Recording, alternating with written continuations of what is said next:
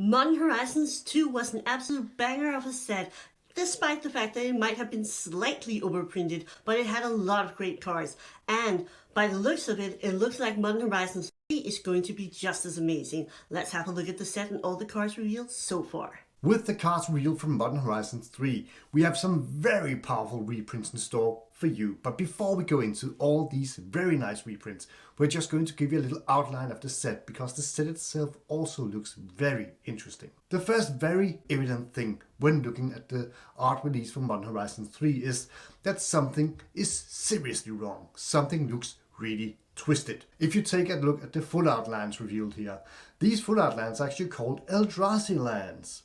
So it seems like we are going to have a little showdown with the Eldrazi's. The first Eldrazi's were released in the set called Rise of the Eldrazi from 2010, and since then a lot of other sets have taken good care of the Eldrazi creature type. We saw Eldrazi's in other sets such as Oath of the Gatewatch, Shadows over Innistrad and Battle for Zendikar. In these sets, bands of powerful planeswalkers have battled the three powerful, really powerful Eldrazi titans called Ulamog, Kozilek and Emrakul. In the Magic set Battle for Zendikar, two of the powerful Eldrazi titans were destroyed by a band of planeswalkers consisting of Nissa, Chandra, Jace and Gideon. In Shadows over Innistrad, the last powerful Eldrazi titan, Emrakul, was imprisoned after having wrought havoc on Innistrad's plane, twisting all the ancients and driving them insane, but eventually Emrakul was captured and was imprisoned on one of the moons over Innistrad. And that seemed to be the end of the Eldrazi's. That is, until now. In other sets we saw that the last big powerful magic villain, the Phyrexians, have already been destroyed. So it seems kind of natural that Magic has focused on the last big villain that we have left in the Magic lore, the Eldrazi's. So right now it seems that we are going to see an epic battle against the Eldrazi's. That the Eldrazi featured quite prominently in Modern Horizons 3 is not a surprise. They are very powerful beings. But this is kind of strange, because weren't they supposed to be dead, at least Kozilek and Ulamog? And suddenly Emrakul is also foraging around in the background of the Full Art lands. If you take a look at the Full Art lands here, you can clearly see that all three Eldrazi are alive and doing quite well, it seems. So it's going to be kind of interesting to see where the story takes us. And not least, who's actually going to fight these three titans, the bad guys? Who will our heroes be? From the box art on the play boosters and the bundle, we see very clearly Ajani. So we know that Ajani is going to play a major role in Modern Horizons 3. On the bundle gift edition, we also see Tamiyo. So she's also going to play an important role. What is kind of funny is that both of these actually seem to either be corrupted or dead after the Phyrexian invasion. But apparently they got better, just like the Eldrazi Titans. So everybody is alive and kicking, and we have set the scene for a new epic confrontation. From the revealed art so far, we know that Ajani is also going to have a front side and a back side. And we know that Ajani is going to come in as a 1/2 legendary warrior cat creature. But he has the ability to flip, and when he flips, he turns into a planeswalker. We have not seen if Tamiyo is also going to be a planeswalker. She could, and she could not, of course, since that Wizard of the Coast clearly stated that they were going to cut down on the number of planeswalkers in the set. But having a front side and a back side just with the Ajani art, we could suspect that Tamiyo is also going to be featured as a flip planeswalker in this set. And there we have the very powerful band of two planeswalkers going to battle it out with the Eldrazi Titans. If you're enjoying this video, please hit that like button, and while you're down there, maybe just let us know in the comment section how you feel about Modern Horizons 3. Do you think it's going to be awesome, or do you think it's going to be format breaking? Let us know. Thank you for watching. We know that you're just waiting for the very powerful reveal of some very powerful lands that you saw in the thumbnail. But before going into that, there's also a very, very interesting card revealed in the set of Modern Horizons 3, and that is an elf card. It is one of the best elf cards ever printed. It was originally printed in Urza's Saga, and this card is of course the Priest of Titania. What makes this card really interesting is that Modern Horizons 3 is going to be draftable, and that means that this card is going to have a lot of support to be good. Having a card that adds mana to the number of elves on the battlefield that needs to have elven support. So I suspect that we're going to see a lot of powerful elves, maybe even, in Modern Horizons 3. And that is the best news I could actually have for a Modern Horizons 3 set. Maybe even an Lizard Planeswalker that could flip. How cool would that be, even though we might have seen that before? We have talked about the Eldrazi creatures, we have talked about elves, and now we're going to come to the most interesting of the spoil cards. So I think we said it for Double Masters 2022. I think we maybe mentioned it for Dominaria Remastered.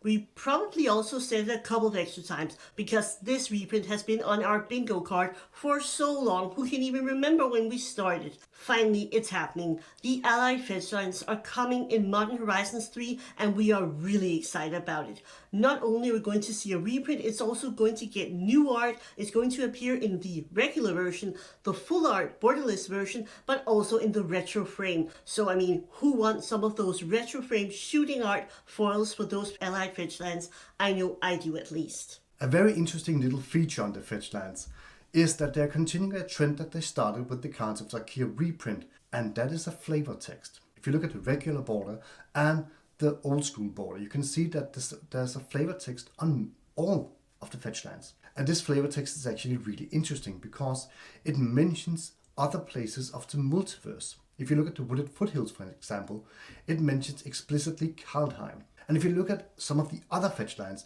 all of them are actually either explicitly or implicitly mentioning different planes in the multiverse. So this could be a scope of just how big this conflict is going to get with the Eldrazi Titans. Continuing the trend from Modern Horizons 2, we think that the odds of pulling fetchlands in Modern Horizons 3 are going to be quite good, also because these lands are only rare. We just hope that wotc are going to be a little more careful about the print run, so these fetchlands are not going to crash.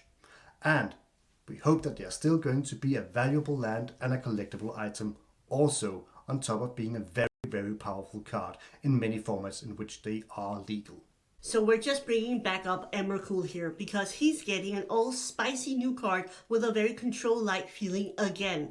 This time around it's going to be Emrakul, the world anew. And again, think about it, this name also points to some things that's going to be happening in the future. The world anew, so maybe he's going to be controlling, or she's going to be controlling the new world that was left post the Phyrexian invasion. Emrakul is the perfect example of all these many different versions that we're going to get in Modern Horizons 3. We're going to get the normal border, a borderless concept art, the retro frame, the edge foil, and the serialized cards. Yes, of course they're doing them again in this specialty set. We're going to have these cards that seems like they're going to be a concept art and a rainbow foil, probably because that's what they used for their serialized versions, and it's going to be out of 250. So we slightly turned down the knob from being out of 500 to now being out of 250. With this new card for Emrakul, the world anew, we're probably also going to see both Castleleg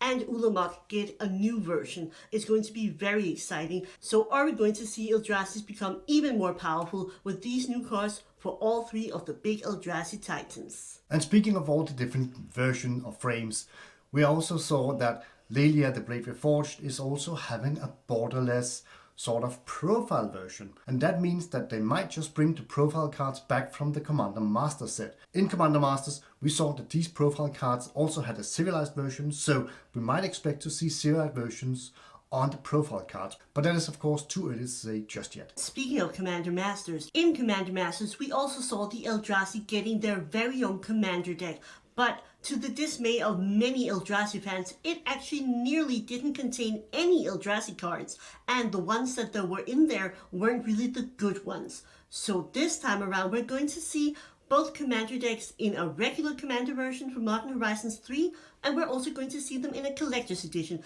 and one of these decks is going to be an Eldrazi Commander deck. So hopefully we're going to see some very spicy Eldrazi creatures in this one to sort of, make up for the last time where the Eldrazi deck wasn't all that interesting. The different Commander decks from Commander Masters were actually kind of lackluster, and we also know that the price point in Modern Horizons 3 is absolutely insane, so they better just bring the heat. It looks like it's going to be around $600 for all four of these Commander decks in the Collector's Edition. But so far, it does look like Modern Horizons 3 is really bringing the heat. There's a lot of really cool stuff announced, and we think there will be even more, and we're going to follow up on it right here on the channel. So do make sure that you're subscribed for more Magic news in the future. If you want to see just a little bit more about all the sets coming out for Magic the Gathering in 2024, hit that video right up there. Thank you for watching, and a big thank you to our YouTube channel members and our Patreon members for supporting the cardboard guide.